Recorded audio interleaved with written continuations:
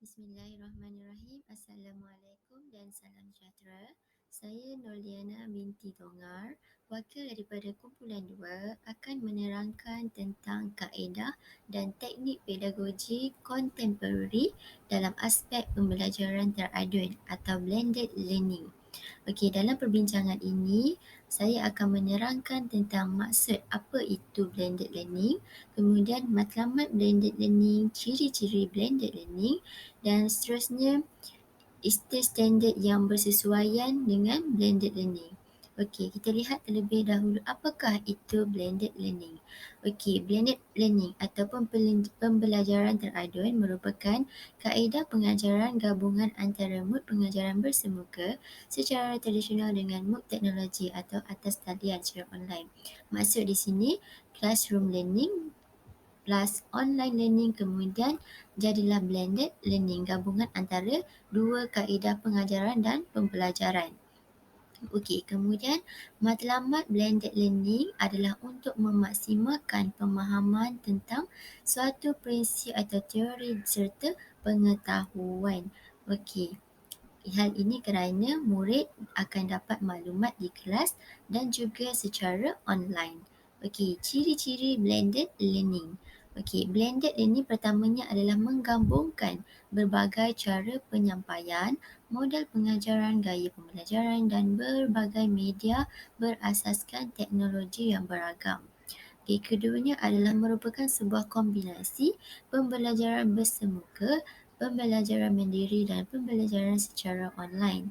Jadi pendekatan blended learning ni adalah berpusatkan kepada pelajar itu sendiri, yang mana pelajar boleh mengawal kadar pembelajaran mereka dan mereka boleh menggunakan pelbagai teknologi secara atas talian. Guru hanya berperanan sebagai fasilitator sahaja. Okey, sebagai contoh kaedah untuk mencapai tahap blended learning ni, kita boleh menggunakan kaedah flip classroom, di mana sebagai contoh guru memberikan video pengajaran terlebih dahulu kepada murid, kemudian di dalam kelas hanya melaksanakan aktiviti perbincangan ataupun aktiviti-aktiviti secara kolaborasi.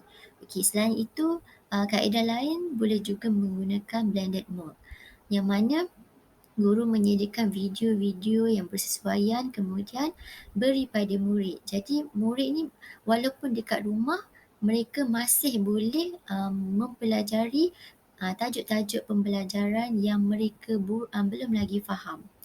Okey, kemudian melalui face to face, boleh melalui rotation model dan juga projek.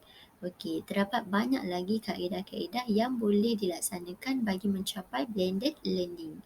Okey, seterusnya adalah standard yang bersesuaian berdasarkan mood pembelajaran secara blended learning ni adalah knowledge constructor. Okey, knowledge constructor ni adalah salah satu kaedah pendekatan pembelajaran yang membolehkan murid-murid tu mengkonstruk isi-isi kandungan pengajaran dan pembelajaran. Okey, kenapa kami memilih konstruk sesuai untuk pengajaran dan pembelajaran secara blended learning ni? Pertamanya adalah kerana belajar bekerjasama dengan guru untuk menggunakan teknik penyelidikan yang sesuai bagi mencari sumber digital yang akan membantu mereka semasa sesi proses pengajaran dan pembelajaran berlangsung. Okey, keduanya adalah pelajar boleh menggunakan kaedah teknologi untuk mencari pemahaman tentang suatu prinsip, teori dan pengetahuan. Okey, ini konstruk di mana sebagai contoh kan, di dalam kelas cikgu menunjukkan video-video. Okey, secara amnya apabila menggunakan kaedah ini, pemikiran mereka ni lebih merangsang tentang topik-topik yang ingin dipelajari. Okey, kemudian apabila mereka mencari sendiri knowledge di luar bilik darjah, secara tidak langsung apabila masuk ke kelas mereka sudah dapat faham lebih cepat berbanding dengan rakan-rakan yang tidak membuat secara blended learning tadi. Okey, jadi Secara kesimpulannya, pembelajaran teradu ni adalah satu bentuk pengajaran dan pembelajaran yang berkesan memandangkan penggunaan pada bahan digital diguna pakai. Kerana kita tahu yang pelbagai kaedah ataupun pelbagai bahan-bahan yang murid-murid boleh capai melalui penggunaan digital. Okey, kemudian hal ini kerana melalui pandangan secara visual dan bunyi, murid mudah untuk faham dan ingat berbanding hanya berasaskan buku teks semata-mata. Walau bagaimanapun, untuk mencapai tahap keberkesanannya, peralatan dan pencapaian kepada data peranti perlu diberi tekanan kerana untuk mencapai tahap blended learning antara bersemuka dengan teknologi ni perlu menggunakan data ataupun peranti yang bersesuaian.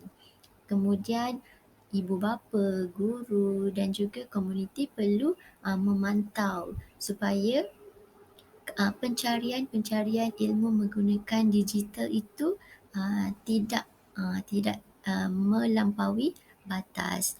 Okey, sekian sahaja daripada kumpulan 2. Terima kasih.